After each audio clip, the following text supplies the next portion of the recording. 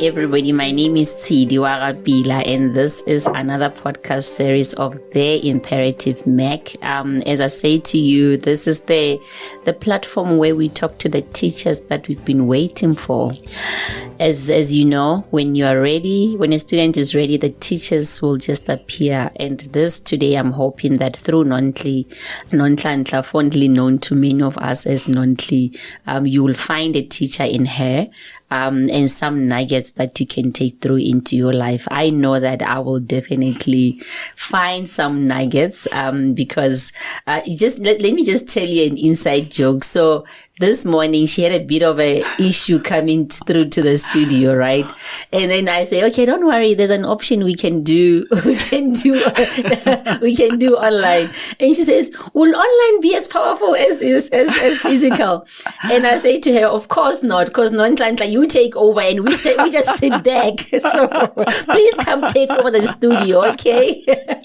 And as the universe would have it, she's here, and thank you for she even cancelled her nail appointment, guys, and just out of my own disorganization. Nontli, thank you so much for being here. You look amazing. I did tell you that you look amazing. You didn't believe me, and I said it 5 times. My daughter and Tive even said so. So welcome. Thank you so much. How are you? I'm great. Are you in good spirit? I'm trying. You're trying? Yeah. I've learned to say things as they're happening to me. Yes. So, to be honest, I'm not in a good space, but I'm trying, and I'm here. I'm here. I'm here. Knowing that you're not in a good space, what made you wake up this morning? What was that thing that made you wake up? Looking forward actually for also meeting you again and the interview, because it's always fun. Yes. And looking forward to have a good conversation and for the day. You know, as much as I'm not okay, but I'm always looking forward that I've got that belief that anything can happen that day. A miracle can happen. So I'm okay. Sure. Nonhlanhla, so I want to take you back to, you are an entrepreneur, a good mother. Listen, a fantastic mother to your 2 bodyguards. 3 bodyguards, yes. Right? I call them your bodyguards. But an amazing mother, an amazing friend, because I see how you interact with your friends. I've listened to your Unmute interviews or podcast series where your friends, you just have sisters in your friends and family in your friends. And then obviously that says that you are a good friend as well, because you can't have good friends if you're not a good friend, right? So I want to go back to the day where you started feeling wiggly, not feeling yourself, and you went to the doctor, and the doctor announced the news to you. What will take us, into that journey? Let me take you back, and thank you for the compliment. Yes, I think a good mother. Yes, I am. I think I want to say I am. Yes. You know, sometimes we just get to say things, but we know, I think that part, it's something that I did right. Oh, no, you did. Yeah, you did. Something that I did right. Friendship. I'm very big on friendship. I'm very big on friendship, loyalty. And as I said to you, somebody's coming to fetch me, and that's my friend. Yes. Okay, let me take you on my journey. Actually, it was my son's birthday, my last born's birthday. Yes, yeah. And we're sitting at Monte Casino at this restaurant. For some reason, I touched my breast. Yeah. The left one. Yeah. And I'm feeling there's a lump. Yeah. And I'm saying to my kids, now I've got a boil. Yeah. Because a week before, I had a boil on my bum. Oh, okay. So, in Soto, they say CBD. And, the boil, one day it's there, the next thing it's in another part. Yeah. But for the mere fact that it's on my breast, and I became worried. But was it painful when you were touching it? No, not at all. Yeah, not at all. Yeah. But I just touched my breast there, and here's this lump. So we went home. When we're home, my son says, take a picture and send to one of your friends that are doctors. Yes. And I'm saying to them, but I can't see it, but I can feel it, you know? Oh, yes, yeah. So now, the boys, I've got only boys. I said, please, touch and tell me what you touch it. And they're not used to touching their mother's breast. I said, no, touch it. I don't have a girl, so what must I do now? Touch it. And it was a Saturday. Then we decided Monday I need to go to my GP. Made an appointment, went to my GP, and his look is like, you need to go to a mammogram ASAP. And I knew that something is just not right. Then I went the following day to the mammogram. They said there is a malignancy, so I need to do a sonar. Sonar, I need to do a biopsy. And definitely, the results, when they came back, they told me I've got cancer, breast cancer stage 2. So when they called me, I was with my boys, all of them. Like I went numb. Because I put it on speaker and blank. Yeah. I cried the whole weekend. It was a Friday. Cried the whole weekend. The whole week. It was a shock. Because let me tell you, it's not a generational thing. We don't have cancer in my family. So I'm the first one. It's caused by stress, guys. Look out, stress causes breast cancer also. So when you're crying, and I like the cause when you're saying the stress, right? And then we'll come to it, because we always say that toxic relationship, we would refer to, I know my grandmother would say, in Spedi would say, kankere, that's cancer. And she will say, Mama nyana ke kankere, meaning so and so is cancer. And I didn't understand it then, but I now have the vocabulary to understand what she was saying, because basically what she was saying, Gore, anything bad in you is cancerous, so meaning it can translate into that. And you've put it so good. True, hey? Right? Yeah, because actually it's toxic relationships that caused my cancer, so it's true. Sure. Yeah. It's true. So when you're crying on that Saturday, what are you crying for? Are you in denial, or are you crying for it can't be me? Are you crying for why me? Or are you crying for the journey? What's ahead of you? All things just comes through. You don't know. You're crying because you feel like you're going to die. What's going to happen to my kids? Remember, we were brought up in a society that cancer is death. So the minute you hear that you've got cancer, you're thinking, oh my God, I'm going to die. I'm going to leave my kids. So I went back to the GP who referred me to an oncologist. So I had to go and get a second opinion, because I didn't like that oncologist. Actually, she wasn't personal. She was. Were you just a number? Cold. Yeah. And I just felt I don't want such a person. Because what happened, she said she wants more results from the biopsy. And they're asking me to go to the mammogram people to get that. And I'm thinking, but you're the doctor. Can't you just send what you actually want? So I went there, but I wasn't impressed. So I went to Dr. Ben. I heard about Dr. Ben. She's in Joburg. I really go to Joburg. She's in Melpark. Very good. She was really personal. She laid down for me that you're not going to die. This is what's going to happen. And we need to sit with your kids also and explain to them. And that impressed me.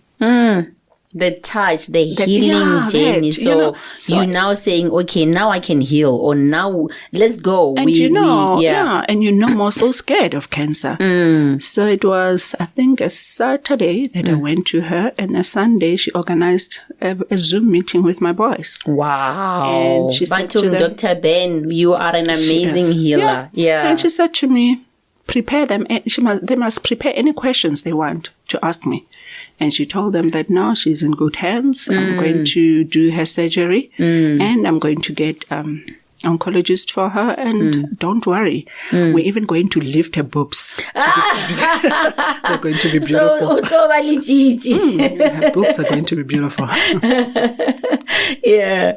And were your boys more impressed about the boobs looking beautiful, or just... No, I'm in good hands.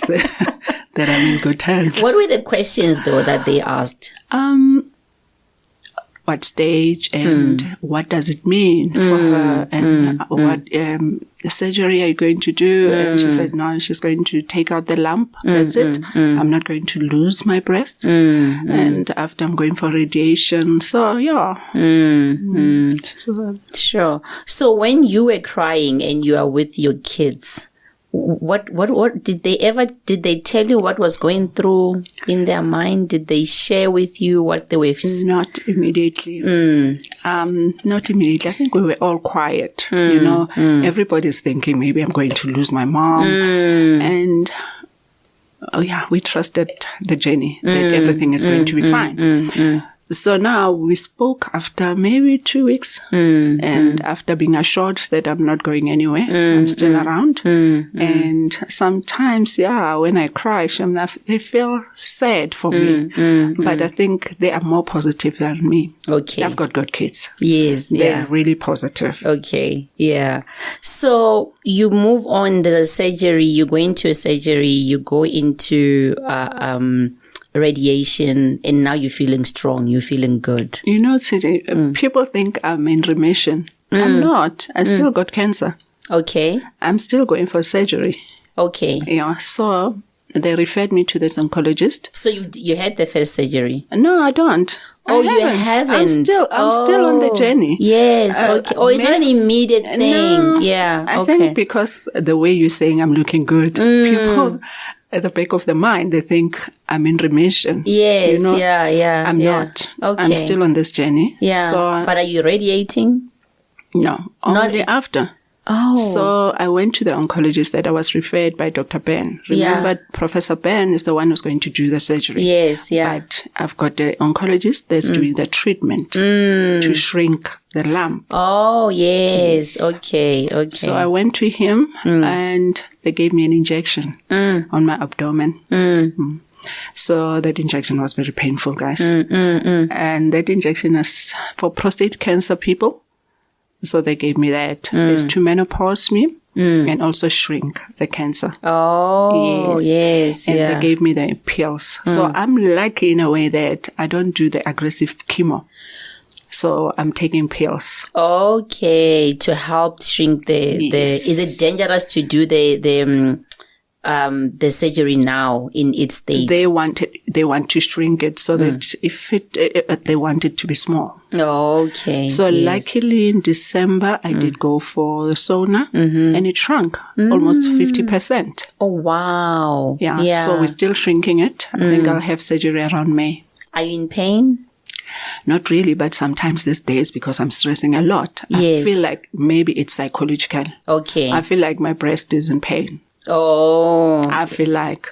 Is it because you're getting closer to having the surgery? Why is the stress stressing coming? Actually, to be honest, let me tell you, we stay for a week without talking about my cancer at home. So my problems that I have, they're even more than the cancer. Oh. So we can manage it. I Yes, drink my pills. It's manageable, and we don't even hero worship it. So I think that is why I'm healing. Yes, we forget totally. We forget. So it's not a thing in the house. It's not.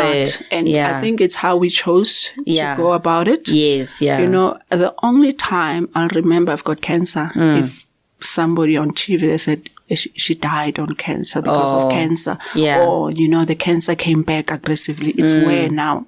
Then you think about it. Yeah. Or somebody asked me about it, but we don't entertain it. We don't entertain You don't give it. power to. No, yes, not at all. Yeah. Not at all. Oh, wow. Yeah, not at all. Okay. All right. So, then you move on, you are in the process, but you are still Nontli, right? You're still the mother. You're still a friend. You are a daughter. You are, going through what you need to go through in life. What do you think the journey has taught you? Do you see things differently today? I do. The journey has taught me that anything can happen to you. Stay humble. Anything, your life can change within a minute, even a second. Your life can just change aggressively. So it has taught me to love people that I need to love. It has taught me not to waste my love on people that don't love me. It has taught me to be humble, has taught me to be more closer to my kids. and closer to the people that I love, and to appreciate life. To appreciate life. Yeah. So you're saying something so profound, Nontle, that, love people I need to love, and, almost don't waste time on people I don't need to waste time on. How does that look like? What does that look like? I've realized that sometimes we force relationships. We like forcing relationships because the society has said to us, as we have to do this. So my journey has taught me also that I don't conform to society. What the society says, it's got nothing to do with me, because it doesn't work that way. It's not black and white. You're not in my shoes. So any toxic relationships, I'm done. I don't do.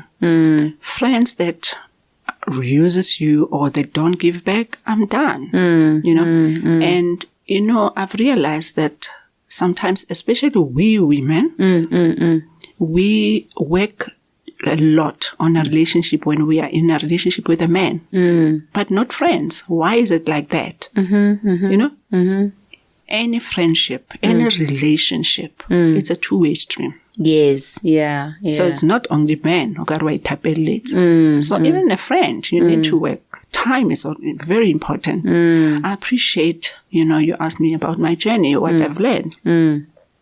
I appreciate time. Anybody that gives you time, appreciate them. It says a lot. We like saying that we don't have time. I'm busy. But if you want to give yourself time, you will make time. You will make time for that person. You will. You'll definitely make time. My daughter is sitting here smiling because the conversation we had this morning was about, during this Lent, one of the things that I wanted to do was to do garden, but I don't have time. And I'm sure she's laughing. And you are that teacher in calling me out in a way, because if I want to do garden, actually I will do garden, because what else am I doing, right? You can plan your time, It's like somebody saying, I can't see this person. I don't have time. You can. You just don't give yourself time to do that. Remember, we've got 24 hours. All of us. It's how you use it. Nontle, I want to take you back to what you said in the beginning, and we'll come back to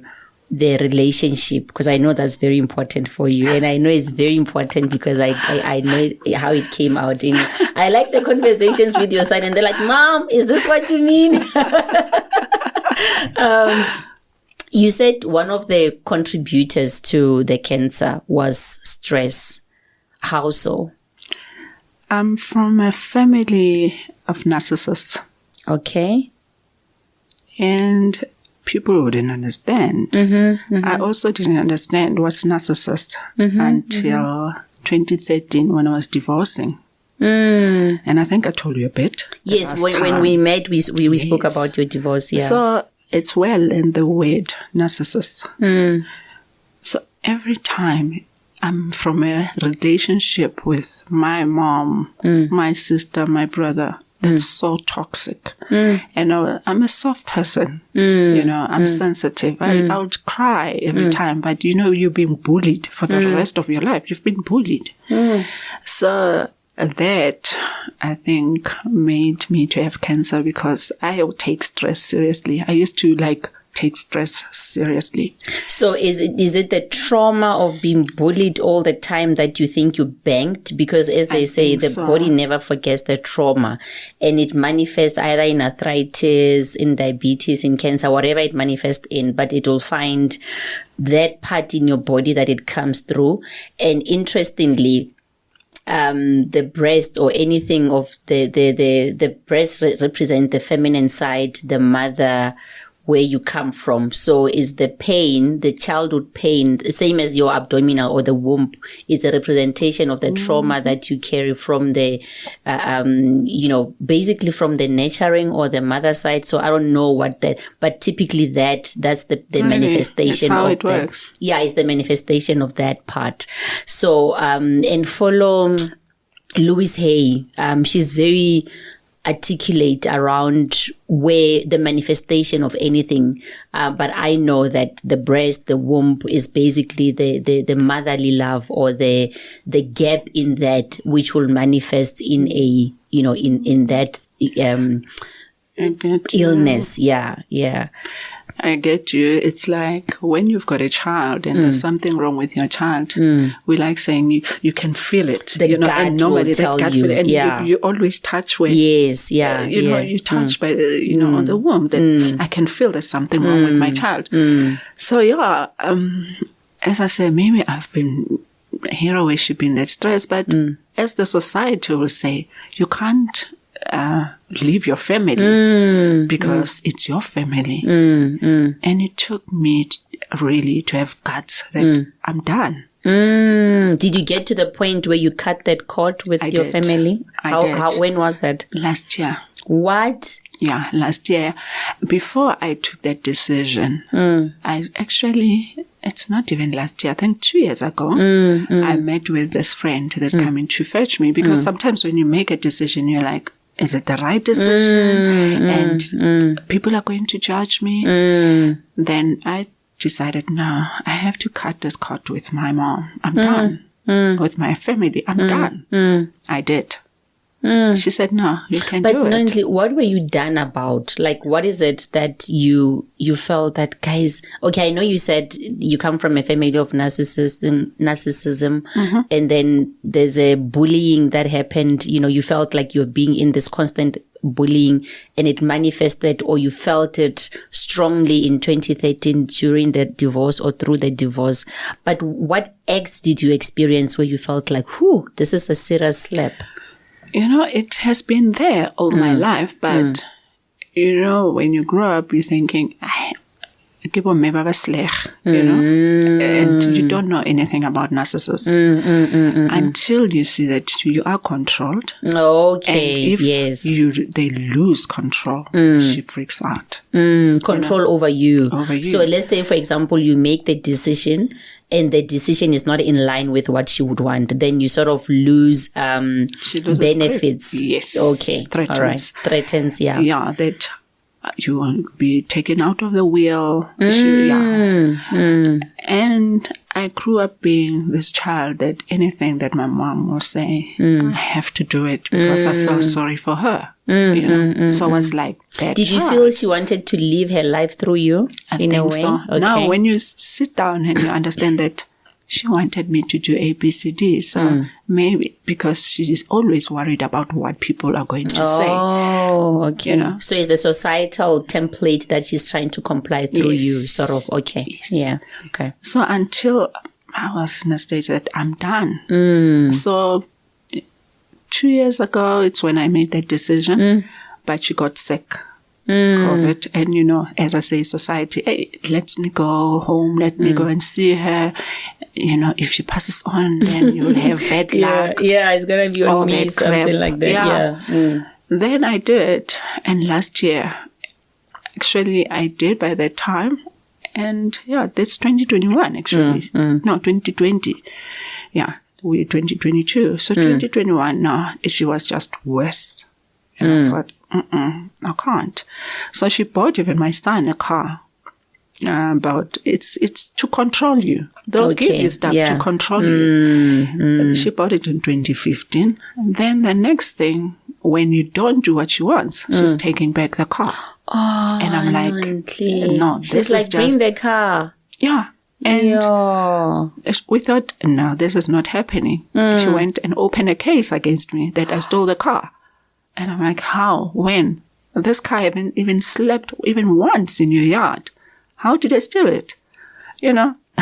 So I had to, because she was sending me SMSs, WhatsApp, like I didn't sleep. Literally, she'll call me midnight, 2 a.m., swearing at me if I don't answer, sending me WhatsApp or SMSs, rude SMSs. So I had to make a decision that this is it. I took her to court to get a restraining order against her. That was the only thing I could do. And couldn't your siblings intervene? They like her. Let me tell you what narcissists do. They make you fight. It's the rule, divide and rule. So they make you fight. We don't love each other at home, my siblings, and it's always been like that. So she made us gossip. She'll gossip about this one, gossip about this one. And she made them to really believe that I'm the favorite. So can you imagine, they hate me. Okay. So where they sitting, they're thinking you are the darling, and where you, I'm the favorite. I'm going to get everything, you know. And your dad? My dad passed on. They divorced. They divorced while I was 13. Okay. So I've got my stepfather. Yeah. So my stepfather doesn't have any say. Yeah, okay. You know. Sure.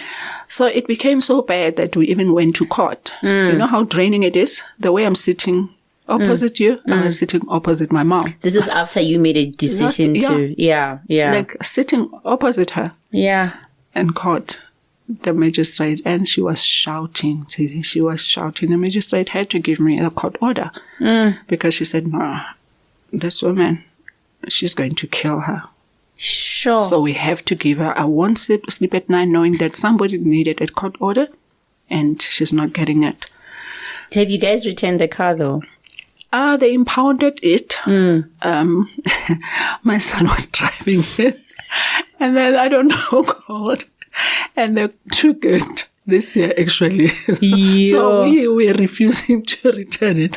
They took it, and it was like, okay, a joke, but not a joke. Sure. So now the lawyer said, no, let's fight for it. I said, I don't have strength. Yeah. I want to even cut everything. Yeah. I can. So let her go and fetch it. Sure. You know, honestly, it's, I hear where you're coming from, and it's such a very meaningful and impactful story, and it goes against everything that the society touches us, because I'm imagining all of this, and then last year you sitting, you crying, you experiencing, you know that you might die. Because the first thing in my will would be, who's going to look after my children? It's my mom. Of course, I don't want to go before her, but she's my immediate, you know. But in your case, in that moment, crying in a futile, in a futile position, thinking, you know, the sensible thing or the only thing to do is to cry to your mom, because your mom is the first God that you meet when you are on earth. But you don't have that. It's a serious gap. Do you miss that, even though you don't miss her, but at that moment, are you longing that, geez, if only?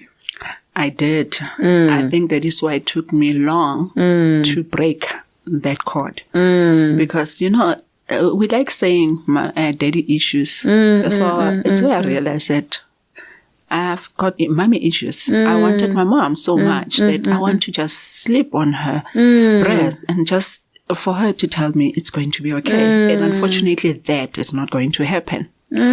You know, and I had to go for counseling. I'm still going for counseling. Oh, wow. Well done on you. Yeah. I go for counseling on my unmute. When we were talking about narcissists, we had a psychologist. Okay. And she spoke so well about narcissists, you know. And she spoke to me even the day before that you have to cut that cord. You have to for your own sake. Because I was still, you know, that hope. I say to people, hope is a stupid thing. Yeah. You hope for things that you know that they're not going to happen. Just like me hoping that the sun doesn't come out, because it's stupid, right? It will come out. Exactly. Yeah. So we've got that hope that's so stupid. And unfortunately, I hope that even going to court, it will say, no, but I have to change. But instead, in court, she said, you will never, ever even come to my funeral and you won't get even anything a cent from me. Sure. I said, okay, thank you. Because the sad thing, and when you saying you had to, your therapist told you that you have to cut. The one thing about the narcissist, how we know that you are a narcissist, is that, so for them, they're in it for themselves, right? They control. You are too happy. Oh my God, why are you too happy? I know there's a colleague of mine, senior, who literally, if you are too happy, he'll do something just to mess you up. So the sadder you look, or the dependent you are look, the more happier they are. They're like, they feed on it. If you had something and you spoke is powerful, you see how I made you. Yeah. Like, it's just about them. And if you fuck up, No, so, excuse the language, mommy. Sorry. If you if you F up, it's you. But if you do something good, it's on you. But they don't change, right? Because that's how they show up. So the worst thing we do as human people is that we marry the narcissist because we're hoping they will change, but they don't change. They get worse and worse and worse and worse. And you have been keeping this pain in your body, and it manifests in sickness. And they're like, why are you not taking your medication? You see, you're not going to get better. But I'm not going to get better because you are the feeder in this. So the sensible thing is to cut, as painful as it is. But then most of us don't cut in those relationships because the society says, don't cut. But to your earlier point, you're not in my shoes. I'm burning in these shoes, but you want me to hold on, right? It's one of those fights that you shouldn't have, but you have, and it's uncomfortable, but it becomes comfortable. Today I've learned to, you know what, you can judge me for all that I care. I've learned to do me. I've learned that if my kids are okay, I'm okay. Because when I say, okay, coming to cancer, none of my family members supported me. I was diagnosed with cancer in June. We went to court around October. October went back in December. The 2nd of December is when I was getting the final court order. My mom was shouting that I'm even lying about cancer. How do you lie? How can I just formulate and say I'm having cancer? What do I have to gain in that, you know? And as, you know, I even gave my lawyers proof that I've got cancer. But after I found that it's so stupid. Sure. Do I have to really? Yeah. Why do I have to prove that exactly, I'm breathing? To the person that gave birth to me. So they feed on your pain. And sometimes I feel like maybe she's just wanting to die. They feed on your pain. And I'll tell you, when she opened the case, the police came 4 times at my place. 4 times. Can you imagine my kids, the trauma? The first time we were shocked. We didn't even open. I said, silence even your phones, because whoever, this police, they're going to, we didn't open, but, you know, they opened the gate for them because they're police. And they were touching, they were busy lighting. It was like traumatic. It was almost if you were being hunted. You are this criminal. You understand what it does to my kids? So I'm lucky that my kids sees all these things. And the more they do this, the more our love just grows. After the second unmute, my son said, because it was heavy, it was really heavy. Yes. And my elder son said, yeah, we are on our own. Like, it's only the 4 of us. You know, definitely we don't have a family. And my younger son says, no, we've got each other. He says, no, we've got each other. You know, and we have each other, you know. So I'm done with family. I'm done with the society that judges me. I'm done with pleasing people. I'm not going that route ever again. But humility, I'll always have. Loving, I'll always love. But I won't love where I'm not loved. Unfortunately, I won't hate. But I'm not going to waste that love. Yeah. I want to do that. You know where I'm imagining you, with such a powerhouse you are. I'm imagining you as a grandmother. Oh, I'm going to love my grandchildren. That just snuggling them, you know, just like... Let me give you the scoop. We always talk about we're starting our own. Family. We and we've been saying that for years. But after all this, we're definitely starting. I'm the matriarch of the family. We started. I'm changing my surname. I didn't tell anybody. You're the first person to know. What? For me, I feel like I don't want to be associated anymore. Yes. With my family. Yes. Because of the surname. Yeah. And my dad did nothing. That's my dad's surname that I'm using, Sepula. Yes. My dad did nothing. Yeah. But for me, I just feel like, have you felt like if I do this, I think things will be okay. Yeah, so you don't want to call it out anyway. You want to call something else. So I'm going to start my own surname. You have your own surname? Yeah, I'm going to. I can't tell you now. Yes. I'm going to Home Affairs next week.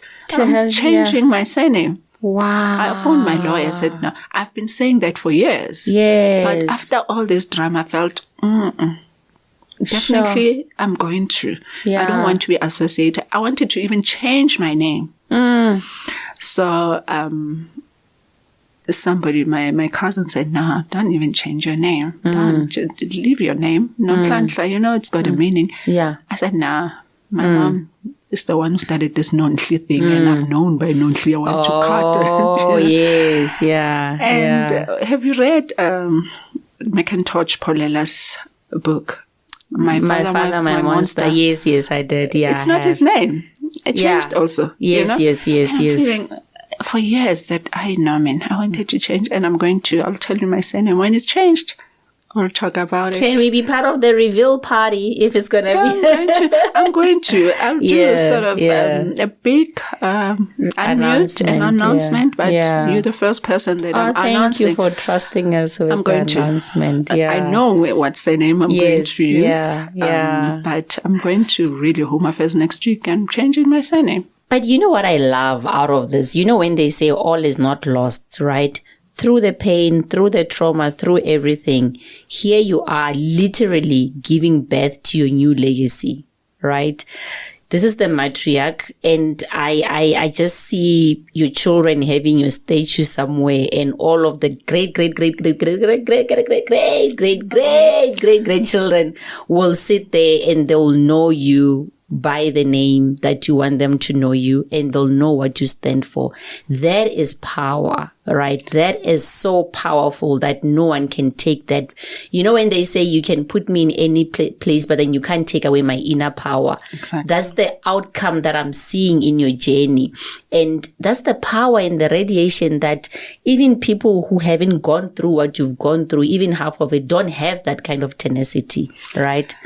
You know, saying this, I can't wait to have grandchildren, eh? Oh, they're going to be so spoiled. No. And I always say to people, you know, when we normalize bad things that, no, I'm a narcissist because I was brought up by a narcissist. You know it's bad. Why don't you change it? And I always said, but you know, it's a bad thing. It's like I'm hitting my wife because my dad used to hit my husband, my mom.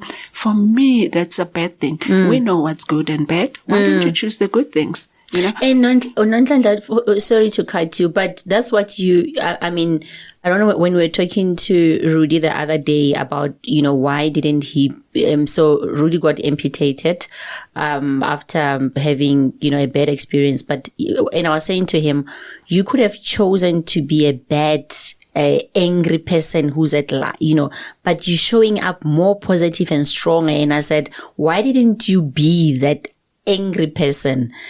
And as someone who comes from that toxic environment, you could have been such a bad mother or a bad friend or a very toxic person to be around.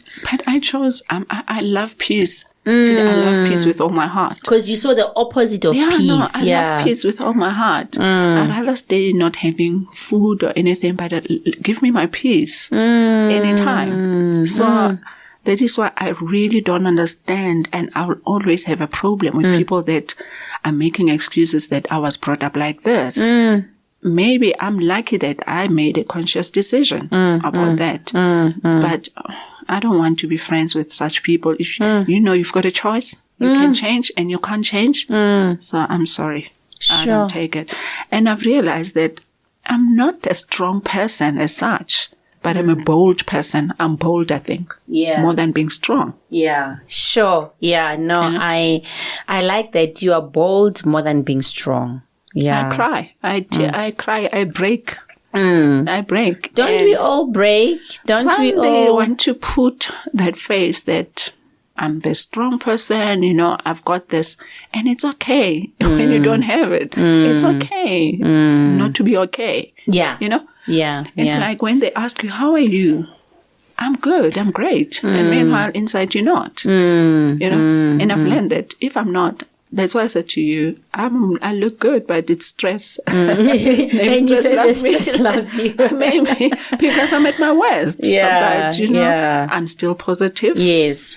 I'm still looking. And you're not spitting fire. You're not spitting hatred, because sometimes we think pain or grief gives us the right to be rude, or it gives us the right to be this ugly human beings. But I'm so grateful for your honesty. And I must tell you, when I first followed your cancer, not your cancer journey, but then the journey that you're going through, I was so scared to call you.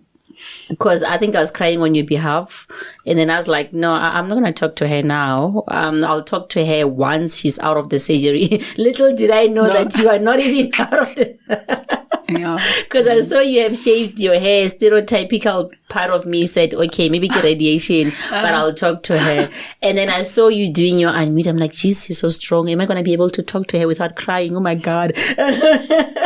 But yeah, thanks for being the person that you are and the teacher that you are, because I don't think that our transformation, yes, the professors and everyone in the know-hows and everyone teaches something, but I know that I've learned more from my own family, my grandmother, my two mothers, the people that just sees life simply, right? And this platform is really for real people who went through real challenges, who can come and share and be those teachers that we've been waiting for. Just sort of some of your last words, right? If this is the last moment we are seeing you, what would you want us to know from your heart? We already know everything from your heart, basically every corner. But what would be that one thing that you think we don't really get about you, but you want us to get? I'm a peaceful person. And when I talk boldly about what's happening to me, trying to help people, it's up to you whether you want to judge me or not. Let's love one another. I'm really strong on peace and love. Let's love one another and let's love our children. Let's love our children. They mustn't go and seek love in wrong places. It's what's happening. Right? No, seriously, it's something girls can go and look for love in sugar daddies, or they get abused because they don't get it from home. I could have done that. But I chose not. But it's not everybody that makes that choice, because to long for love, guys, it's something that is so deep. That is why I'm going for counseling, so that I must just stop longing for the love that I won't get. That cord. Exactly. That because you long for cord, that love. Long for that love. So let's love our children, so that they mustn't go into drugs, unnecessary. And love ourselves too. Because you can't give the 10 rand that you don't have. Thank right? you. If I have 10 rand, I can give 10 rand. If I have 5 rand, I can't give you 20 rand, right? Thank you. Yeah. So sure, Nontli, I think the next conversation that we're gonna have is that the manifestation of the love in parents, right, onto our children, because the syndrome, or is it a syndrome? Anyway, the slave queens are not the new thing, right? Because there was the sugar daddy, there was the gangster love. It comes and goes in a different way. But like you say, you need to be so insecure for you to want to be feel the inner you through love or any external affection. And some of us use sex, some of us use money, some of us use wrong friends or the so-called powerful friends. But it's the gap in something. If you and I were doing timeline healing, we'll go back to where that gap was, and we'll see that most of it happens through the foundation of the children. They say, give me any child between 1 and 7 and I can, I'll tell you, I can groom them to what they want to be. Parenting for me is not a right. It's a privilege. People chose to contract with you, and you can't own people. Same as being married is, it's what you, for me, it's a privilege, right? To be married. I don't care who says what, but for me, to have someone who wakes up next to me every day and still says, gosh, I love you. And stand by me, it's a privilege. And I'm grateful, Mr. Machava. Thank you. Yeah, so we mustn't take advantage of that. Yeah. And that is why, for me, love, it's really, really important. And as I say, to love our children, and we don't own them. We don't. We don't, right? We just let them feel that love, and they're going to pour it down there. They're going to give it to their kids, to their wives. If they know how to love from home, if they see you and your husband, how you relate, and that you give them love, obviously it's not going to be a difficult thing to pass it to other people. Sure. Nontle, you and I can talk until until tomorrow, and that's what I love about having you and talking to you. So how do we follow Nontle Unmute? How do we follow that beautiful series of yours? Just type in Unmute with Nontle. Unmute with Nontle, and you are on Zoom and also on Facebook. Yeah. Okay. Because some of the Wednesdays on Zoom and Facebook. Also, the live sessions are on Wednesdays, and then we can catch the recorded on YouTube as well. Yeah. Okay, all right. Thank you so much for being here. We wish you well. You're radiating. I think the radiation is the love inside. That's what is glowing on you. And we wish you well. Hey, thank you for having me. Thank you so much. And that was another podcast of the Imperative Mac with Tshidi Rapila. And I look forward to seeing you when we're talking to more of the teachers we've been waiting for. Nontle, we love you. Love you too. Bye. Thank you. Bye. You've been listening to another production from Solid Gold Podcasts.